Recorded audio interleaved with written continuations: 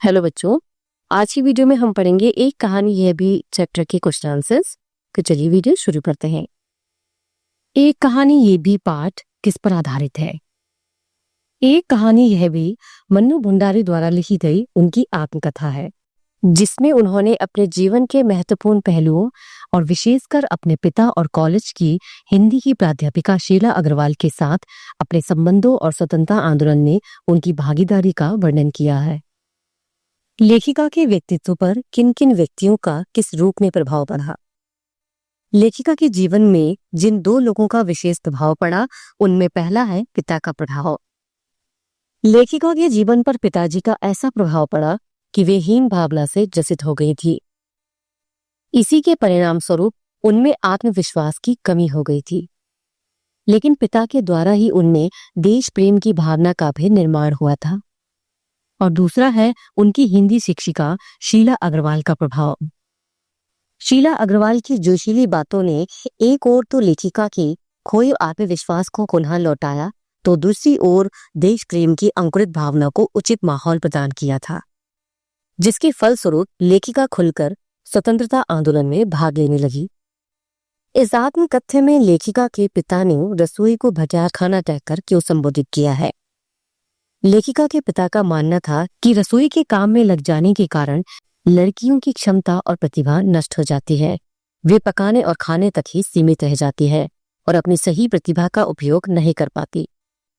इस प्रकार प्रतिभा को भट्टी में झोंकने वाली जगह होने के कारण ही वे रसोई को भटियार खाना कहकर संबोधित करते थे। वो कौन सी ऐसी घटना थी जिसके बारे में सुनने पर लेखिका को न अपनी आंखों पर विश्वास हो पाया और न अपने कानों पर? एक बार कॉलेज से प्रिंसिपल का पत्र आया कि लेखिका के पिताजी उनसे आकर मिले, क्योंकि वो लेखिका की गतिविधियों के खिलाफ अनुशासनात्मक कार्यवाही करना चाहते थे। उस पत्र को पढ़कर लेखिका के पिताजी गुस्से से भन्नाते हुए कॉलेज गए, जिससे लेखिका बहुत भयभीत हो गई थी।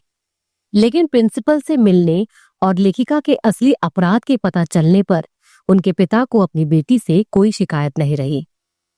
पिताजी के व्यवहार में परिवर्तन देख लेखिका को न तो अपनी आंखों पर भरोसा हुआ और न ही अपने कानों पर विश्वास हुआ।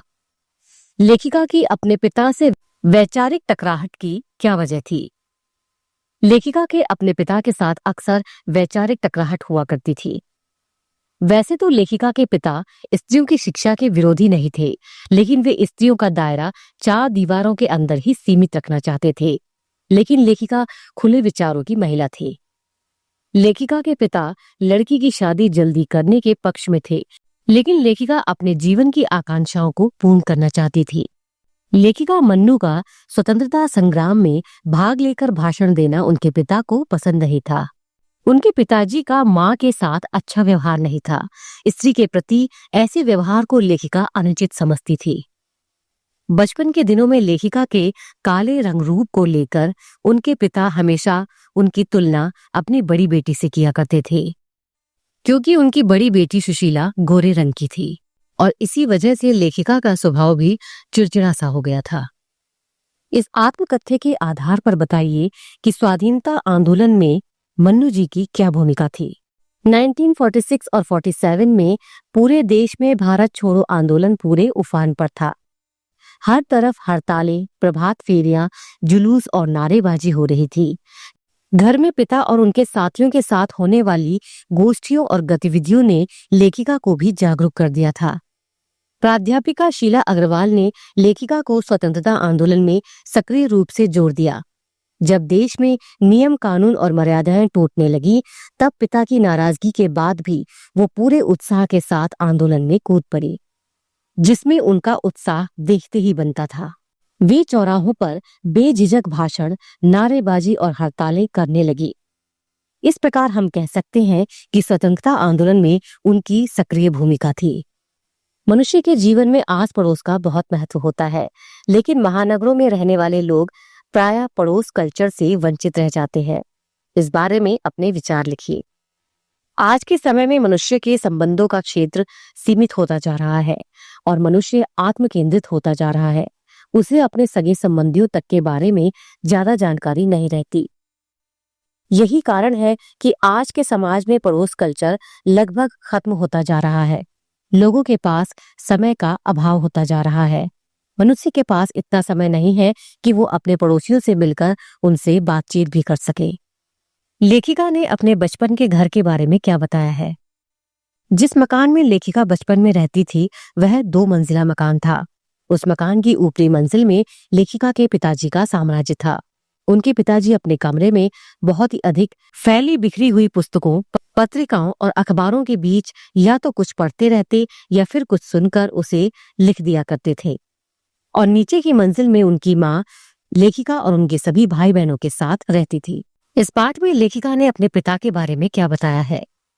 लेखिका के पिता अजमेर से पहले इंदौर में थे, जहां उनका बहुत अधिक सम्मान और इज्जत की जाती थी। उनकी बहुत प्रतिष्ठा थी और उनका नाम भी था। लेखिका के पिता कांग्रेस के साथ जुड़े हुए थे और साथ ही समाज सुधार के कामों से भी जुड़े हुए थे। वह बहुत ही दरियादिल और उदार व्यक्ति थे, लेकिन किसी कारणवश उनके पिताजी में बहुत परिवर्तन आ गया था। वह अपने पिताजी के 2 व्यक्तित्व बताती है। वो कहती है कि एक ओर तो उनके पिता बेहद कोमल और संवेदनशील व्यक्ति थे, लेकिन दूसरी ओर बेहद ही क्रोधी और स्वयं को दूसरों से बढ़कर समझने वाले यानी घमंडी व्यक्ति थे। लेखिका ने अपनी माँ को व्यक्तित्व विहीन क्यों कहा है? ऐसा लेखिका ने इसीलिए कहा क्योंकि उनकी माँ अपने लिए कुछ भी नहीं करती थी। वह सुबह से शाम तक लेखिका और उनके परिवार की इच्छाओं को और लेखिका के पिता की आज्ञाओं का पालन करने के लिए हमेशा तत्पर रहती थी।